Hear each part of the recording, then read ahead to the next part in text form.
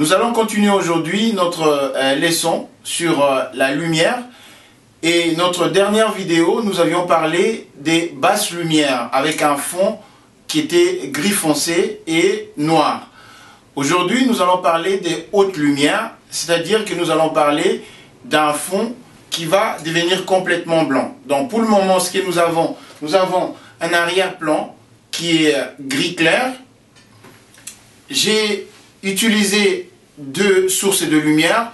Nous avons une source de lumière qui est juste devant moi, qui est une boîte à lumière ou le softbox qui est à 45 degrés devant moi.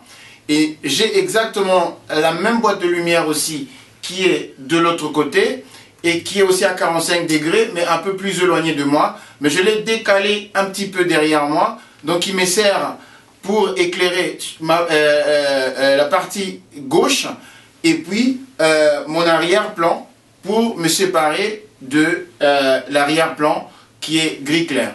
Donc ce que nous allons faire maintenant, nous allons disposer deux lumières derrière moi, deux mandarines qui vont être dirigées directement sur notre background ou notre arrière-plan et qui va rendre complètement notre arrière-plan gris clair blanc. Ça s'applique en photographie et en vidéo. Et ce que nous allons voir en live maintenant, c'est que nous allons configurer de sorte que la lumière qui va aller directement sur le fond va complètement changer le fond qui va devenir tout blanc. Et c'est ce qui se passe en utilisant même les flashs ou la lumière continue. Nous allons avoir exactement le même résultat. Donc pour le moment, nous avons une ouverture du diaphragme de 2.2 et puis la vitesse d'obturation de 250 et notre sensibilité ISO à 500.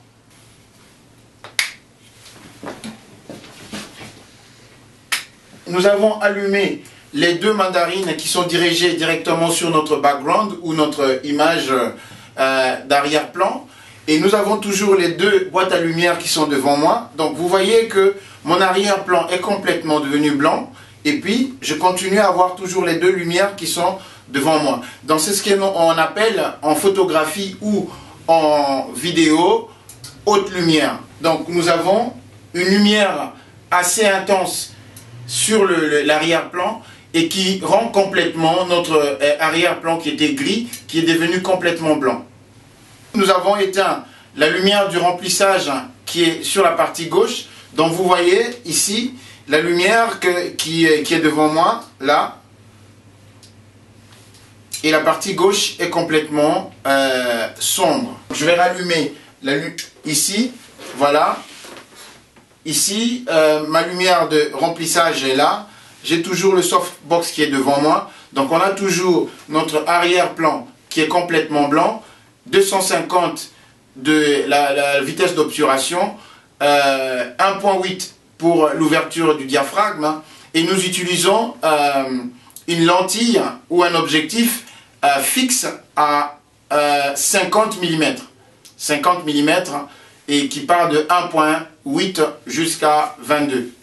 Je vais continuer maintenant à jouer sur l'ouverture du diaphragme et nous allons voir ce que ça va nous donner. Nous sommes à 1.8 et je vais monter d'un cran, nous allons voir la différence. Donc là, je viens de changer l'ouverture du diaphragme de 1.8 à 2.0. Donc vous voyez, il y a une petite différence, mais on ne sent pas vraiment une grosse différence par rapport à ce que nous avions avant. Donc on peut jouer sur la vitesse d'obturation et l'ouverture du diaphragme en diminuant, en fermant le diaphragme. On peut augmenter la quantité de lumière par rapport au temps d'exposition qui nous permet d'avoir à peu près la même quantité que si nous avons une grosse ouverture avec un temps réduit où la lumière touche notre capteur. Donc vous voyez que la lumière est à peu près équilibrée dans les deux cas. Maintenant, j'éteins la lumière qui est en face de moi. Voilà. Donc j'ai éteint ma source principale. Nous voyons que l'image est un peu plus sombre. Donc si j'éteins encore, voilà, j'ai éteint ma lumière principale et ma lumière des remplissages. Maintenant, il ne me reste plus que la lumière du fond. Alors, comme la dernière fois, j'avais dit, comme je suis une personne de couleur noire, avec sans lumière devant, plus de lumière derrière moi, donc c'est plus sombre. Alors, en plus, si j'augmente, si je change la vitesse d'obturation, vous allez voir ce que ça va me donner. J'ai la vitesse d'obturation à 250, l'ouverture du diaphragme à 2.8, et puis ma sensibilité ISO à 500, mais je n'ai pas d'éclairage devant, je n'ai pas de lumière de remplissage, ni de lumière principale. Donc ce que je fais, je vais allumer la lumière principale. Voilà. Et puis je vais changer ma vitesse d'obturation.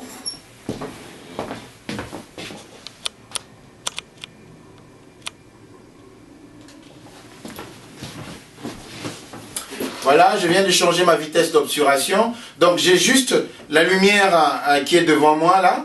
Je n'ai pas ma lumière de remplissage. Et là, je vais rallumer.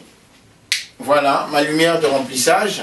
Et vous voyez, l'image est nette. J'ai l'image maintenant à 160 comme vitesse d'obturation, 2.8 comme ouverture du diaphragme. Et puis, nous avons les deux lumières, la lumière qui est devant moi, la lumière, le softbox qui est clair sur le côté gauche, et j'ai le fond gris qui est éclairé par deux mandarines qui sont dirigées directement sur le fond. Donc si j'éteins mes deux mandarines, donc là, j'éteins le mandarine, et puis j'éteins l'autre mandarine aussi, voilà. Donc j'ai éteint les deux mandarines. J'ai juste mes deux lumières qui sont devant, donc la lumière de gauche de remplissage et la lumière principale. Donc l'ouverture du diaphragme à 2.8, la sensibilité ISO à 500 et puis la vitesse d'obturation à 160. Alors si je change la vitesse d'obturation, nous allons voir ce que ça a donné.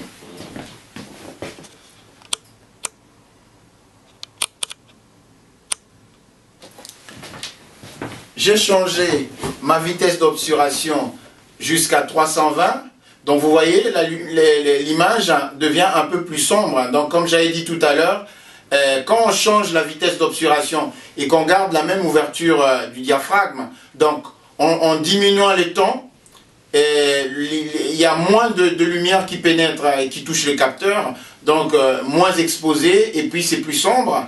Plus j'augmente le temps, plus il y a plus de lumière qui pénètre qui touche le capteur, plus mon image est plus claire.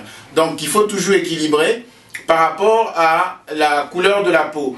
Moi, avec une couleur de peau noire, donc j'ai besoin plus de temps pour de la lumière qui touche le capteur. Donc si je veux jouer sur l'éclairage par rapport à la vitesse d'obturation, donc j'aurai tendance à augmenter les temps qui me permet, donc si j'augmente les temps, c'est-à-dire que je diminue le chiffre, donc là je suis à 320, donc si je diminue, j'augmente les temps, donc je vais bouger ça, voilà,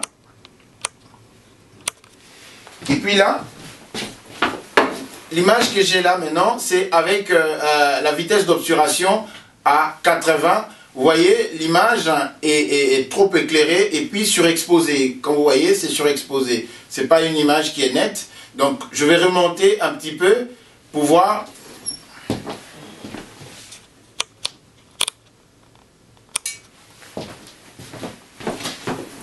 Voilà. Donc, à 125, c'est raisonnable par rapport à ce type d'image que nous avons. Donc, moi, là, j'ai l'ouverture du diaphragme à 2.8 et puis la vitesse d'obturation à 125.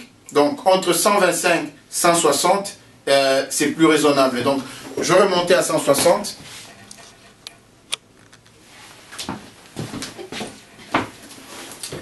Voilà, je suis à 160. Donc on voit que l'image est équilibrée. Donc nous avons toujours notre arrière-plan qui est gris clair, donc nous avons éteint les deux lumières qui éclairaient notre arrière-plan.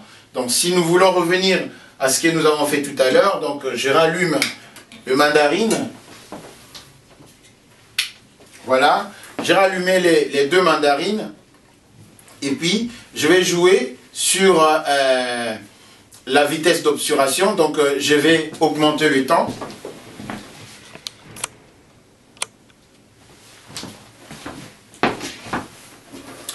Voilà, donc j'ai l'ouverture du diaphragme à 2.8, la vitesse d'obturation à 100, et puis j'ai les deux mandarines allumées derrière moi. Donc cette image, j'ai ma vitesse d'obturation à 160, l'ouverture du diaphragme à 5.0, et puis la sensibilité ISO toujours à 500. Donc vous voyez, et là j'ai changé l'objectif, je suis en train d'utiliser l'objectif de 55 à 200, 55 à 250, voilà. Donc ce que je fais, je vais modifier encore la vitesse d'obturation tout en gardant mon ouverture du diaphragme à 5.0, nous allons voir ce que ça va donner.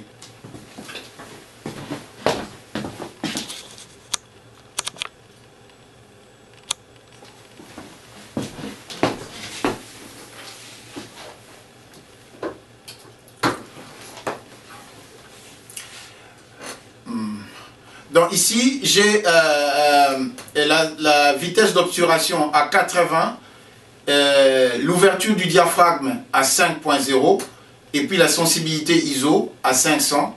Donc vous voyez l'image que j'ai maintenant qui est nette, qui est très bien. Donc j'ai toujours les deux lumières. Ce que je fais, je vais éteindre ma lumière de remplissage qui est un peu plus éloignée de moi. Voilà, j'éteins la lumière de remplissage. Donc là, j'ai juste la lumière qui est devant moi là. Et là, je retrouve mon Rembrandt. Donc, quand vous remarquez, ici, c'est plus clair. Et là, vous avez le petit triangle qui est là. Le petit triangle qui est là, c'est le Rembrandt. Donc, si nous, en photographie ou au cinéma, nous voyons souvent des images comme ça. Donc, ça, c'est le Rembrandt avec le triangle qui est là. Le Rembrandt. Donc, quand je tourne comme ça, mon Rembrandt, il devient un peu plus sombre. Quand je me tourne comme ça, il disparaît un petit peu. Et puis là, j'ai une image nette avec la lumière qui est juste en face de moi. Voilà. Je peux remonter le... Voilà. Donc là, je reviens à 125 et puis, voilà. Je remis la sensibilité à la vitesse d'obturation à 125, l'ouverture du diaphragme à 5.0 et puis la sensibilité à 500. Donc vous voyez l'image que nous avons maintenant. Ok, voilà, c'était juste une démonstration que nous voulions faire et nous allons nous retrouver à très bientôt.